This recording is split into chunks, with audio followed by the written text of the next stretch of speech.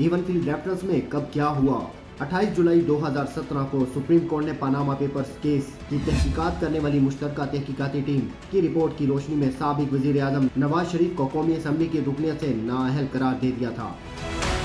फैसले की रोशनी में सुप्रीम कोर्ट ने नैब को नवाज शरीफ, इनके साहबजादे हसन नवाज और हुसैन नवाज, साहबजादी मरियम नवाज और दामाद कैप्टन सफदर के खिलाफ रेफरेंस दायर करने का हुक्म दिया था। इन रेफरेंसेस पर 6 माह में फैसला सुनाने का भी हुक्म दिया गया था। बाद अज़ा नैब की जानिब से नवाज शरीफ और इनके बच्चों के खिलाफ 8 सितंबर 2017 को अबूरी रेफरेंस दायर किया गया। 2 अक्टूबर को होने वाली समाअत के दौरान नवाज शरीफ अदालत में पेश हुए, लेकिन इन पर फर्द जुर्म नहीं आयद हो सकी। हसन नवाज, हुसैन नवाज और दामाद कैप्टन सफदर के खिलाफ अदालत में पेश न होने पर नाकाबिल जमानत वारंट, जबकि मरियम नवाज के काबिल जमानत वारंट गिरफ्तारी जारी किए गए थे। मरियम नवाज और कैप्टन रिटायर्ड सफदर पर 19 अक्टूबर 2017 को बराह रास्त फर्द जुर्म आयद की गई। नवाज शरीफ की अदम मौजूदगी की बिना पर इनके नुमाइंदे जाफर खान के जरिए फर्द जुर्म आयद की गई।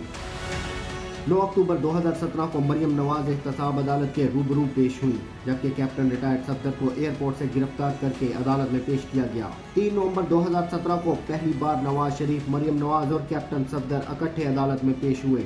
8 नवंबर 2017 को पेशी के मौका पर नवाज शरीफ पर बराह रास्त फर्द जुर्म आयद की गई। 10 जून को सुप्रीम कोर्ट की जानिब से हुक्म दिया गया कि शरीफ खानदान के खिलाफ रेफरेंसेस का फैसला 1 माह में सुनाया जाए।